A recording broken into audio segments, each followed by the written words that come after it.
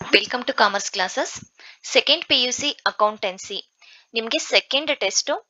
ತುಂಬಾ ಜನಕ್ಕೆ ನಾಳೆ ಸೆಕೆಂಡ್ ಟೆಸ್ಟ್ ಇದೆ. ಹಾಗೇನೆ ಇನ್ನು ಕೆಲವರಿಗೆ ಕೆಲವೊಂದು ಡಿಸ್ಟಿಕ್ ಅಲ್ಲಿ ಟೈಮ್ ಟೇಬಲ್ ವೇರಿ ಇರ್ಬೋದು.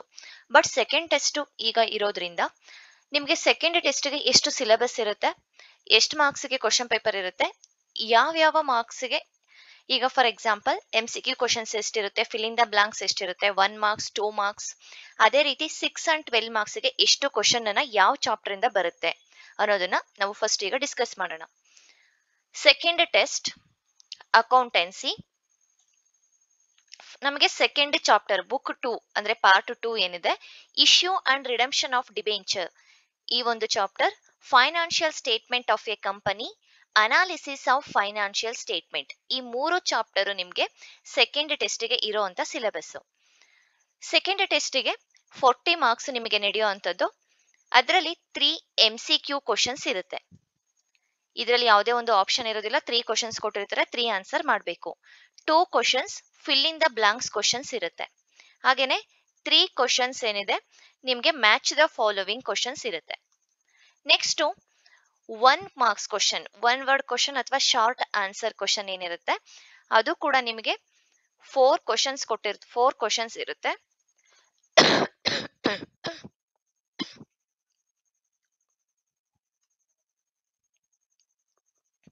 1 ಮಾರ್ಕ್ಸ್ ಅಥವಾ ಶಾರ್ಟ್ ಆನ್ಸರ್ ಕ್ವಶನ್ ಏನಿದೆ ನಿಮಗೆ 4 ಕ್ವಶನ್ಸ್ ಅಟೆಂಡ್ ಮಾಡಬೇಕಾಗುತ್ತೆ, 1 ಮಾರ್ಕ್ಸ್ ಕ್ವಶನ್.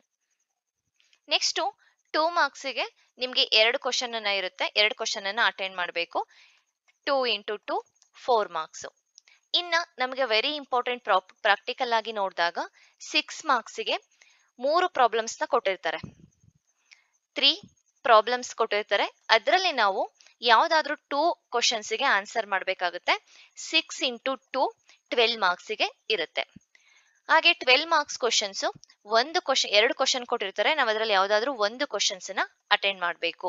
12 ಮಾರ್ಕ್ಸ್ ಇಂದು ಒಂದು ಕ್ವಶನ್ ಅಟೆಂಡ್ ಮಾಡಬೇಕು, 6 ಮಾರ್ಕ್ಸ್ಗೆ 2 ಕ್ವಶನ್ ಅಟೆಂಡ್ ಮಾಡಬೇಕು, 2 ಮಾರ್ಕ್ಸ್ ಇಂದ 2, 1 ಮಾರ್ಕ್ಸ್ ಇಂದು 4 question, match the following 3, fill in the blank 2, MCQ questions 3.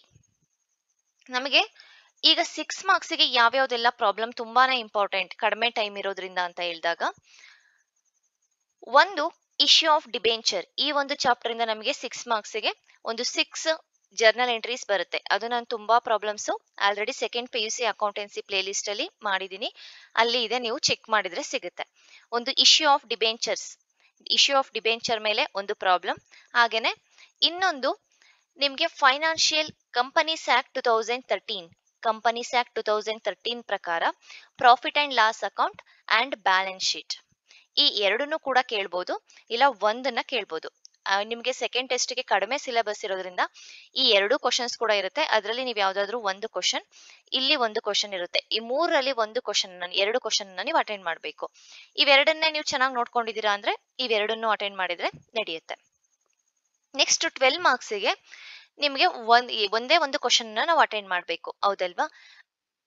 Time ಕಡಿಮೆ ಇರೋದ್ರಿಂದ analysis of financial statement, comparative and common size, ಹೌದು, ಕಂಪ್ಯಾರಿಟಿವ್ ಮತ್ತೆ ಕಾಮನ್ ಸೈಜ್ ಏನಿದೆ, ಬ್ಯಾಲೆನ್ಸ್ ಶೀಟ್ ಮತ್ತೆ ಪ್ರಾಫಿಟ್ ಅಂಡ್ ಲಾಸ್ ಅಕೌಂಟ್, ಇದೆರಡರ ಮೇಲೂ ಕೂಡ ವಿಡಿಯೋಸ್ ನಾನು ಅಪ್ಲೋಡ್ ಮಾಡಿದ್ದೀನಿ.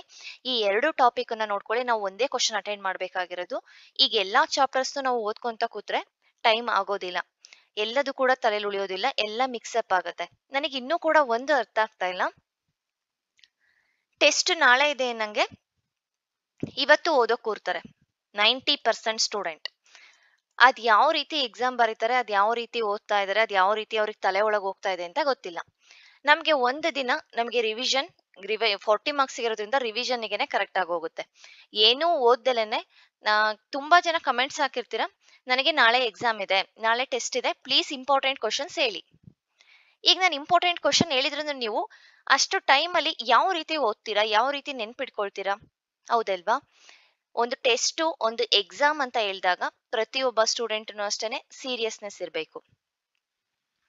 ನಮ್ಗೆ ಒಂದು ಟೆಸ್ಟ್ ಇದೆ ಅಂತ ಒಂದು ಟೈಮ್ ಟೇಬಲ್ ಕೊಟ್ಟಾಗ್ಲೇನೆ ಓದೋದಕ್ಕೆ ಸ್ಟಾರ್ಟ್ ಮಾಡಬೇಕು. ಅದಾದ ನಂತರ ನಾವು ಅದನ್ನ 1 or 2 days ಮುಂಚೆ ರಿವಿಷನ್ ಮಾಡಬೇಕು. ಅದು ಬಿಟ್ಟು ಎಕ್ಸಾಮ್ ನಾಳೆ ಇದೆ, ನಾನು ಇವತ್ತು ಕುತ್ಕೊಂಡು ಓದ್ತೀನಿ ಅಂತ ಹೇಳಿದ್ರೆ ಅದು ಒಳ್ಳೆ ಸ್ಟೂಡೆಂಟ್ ಲಕ್ಷಣ ಅಲ್ಲ. ಓಕೆ, ಸೊ ನೀವು ತುಂಬಾ ಜನ ಕಮೆಂಟ್ಸ್ ಹಾಕಿದ್ರಿ, ಅದಕ್ಕಾಗಿ ನಾನು ಸಿಲೆಬಸ್ಸು ಯಾವ ಒಂದು ಕ್ವಶನ್ ಪೇಪರ್ ಪ್ಯಾಟರ್ನ್ ಇರುತ್ತೆ, ಹಾಗೇನೆ ಇಂಪಾರ್ಟೆಂಟ್ ಪ್ರಾಬ್ಲಮ್ಸ್ ಕೂಡ ನಾನು ಹೇಳಿದ್ದೀನಿ. 6 ಮಾರ್ಕ್ಸ್ಗೆ 2 ಕ್ವಶನ್ ಅಟೆಂಡ್ ಮಾಡಬೇಕು. ಒಂದು ಡಿಬೆಂಚರ್ಸ್ ಮೇಲೆ ಜರ್ನಲ್ ಎಂಟ್ರೀಸ್ ಇರುತ್ತೆ, ಇನ್ನ profit and loss account, balance sheet, companies act 2013 ಪ್ರಕಾರ. ಸೊ ನೀವಿಷ್ಟನ್ನ ನೋಡ್ಕೊಂಡ್ರೆ 6 ಮಾರ್ಕ್ಸ್ಗೆ ಆರಾಮಾಗಿ ಅಟೆಂಡ್ ಮಾಡ್ಬೋದು. ಹಾಗೆ 12 ಮಾರ್ಕ್ಸ್ಗೆ ಎಲ್ಲಾ ಚಾಪ್ಟರ್ಸ್ನು ಓದೋದಕ್ಕೆ ಟೈಮ್ ಇಲ್ಲದೆ ಇರೋದ್ರಿಂದ comparative profit and loss account, balance sheet, common size profit and loss account, balance sheet, ಈ ಎರಡರಲ್ಲಿ ಒಂದು ಕ್ವಶನ್ ನೀವು ಅಟೆಂಡ್ ಮಾಡೋ ರೀತಿ ಇದನ್ನ ನೀಟಾಗಿ ಈ ಎರಡೂ ಕಾನ್ಸೆಪ್ಟ್ ನೀವು ಓದಲೇಬೇಕು. ಯಾವ್ದಾದ್ರು ಒಂದು ಕಾನ್ಸೆಪ್ಟ್ ಓದ್ಕೊಂಡೋಗಿ ಕಾಮನ್ ಸೈಜ್ ನೋಡ್ಕೊಂಡು ಹೋಗಿದ್ದೀನಿ, ನಾನು ಕಂಪ್ಯಾರಿಟಿವ್ ನೋಡಿಲ್ಲ, ಅದನ್ನ ಕೇಳಿದ್ದಾರೆ ಅಂತ ಹೇಳಿದ್ರೆ ಅದು ನಿಮ್ ಬೇಜವಾಬ್ದಾರಿತನ ಆಗುತ್ತೆ. ನಾನು ಇಂಪಾರ್ಟೆಂಟ್ ಕ್ವಶನ್ಸ್ ಇಷ್ಟು ಕೂಡ ಕೊಟ್ಟಿದ್ದೀನಿ. ಸೊ ನೀವು ಚೆನ್ನಾಗಿ ಎಕ್ಸಾಮ್ ಬರೀಬೇಕು. ಥಿಯರಿ ಕ್ವಶನ್ಸ್ ನಿಮ್ಗೆ ಈಗ ಪ್ರತಿಯೊಂದು ಥಿಯರಿನೂ ಕೂಡ ಮಾಡೋವಷ್ಟು ಟೈಮ್ ಇಲ್ಲ. ನಾಳೆ ಯಾರ್ಯಾರಿಗೆಲ್ಲ ಸೆಕೆಂಡ್ ಟೆಸ್ಟ್ ಇದೆ, ಆಲ್ ದ ಬೆಸ್ಟ್, ಚೆನ್ನಾಗಿ ಮಾಡಿ. ಹಾಗೇನೆ ನೆಕ್ಸ್ಟ್ ನಾವು ಆನ್ಯುವಲ್ ಎಕ್ಸಾಮಿಗೆ ಟೈಮ್ ಟೇಬಲ್ ಹಾಕೊಂಡು ಓದೋದಕ್ಕೆ ಸ್ಟಾರ್ಟ್ ಮಾಡಿ. ಯಾವ ರೀತಿ ಒಂದು ಟೈಮ್ ಟೇಬಲ್ ಇರಬೇಕು, ಯಾವ ರೀತಿ ಓದಬೇಕು ಅನ್ನೋದನ್ನ ನೆಕ್ಸ್ಟ್ ವಿಡಿಯೋದಲ್ಲಿ ನಾನು ತಿಳಿಸ್ಕೊಡ್ತೇನೆ. Thank you.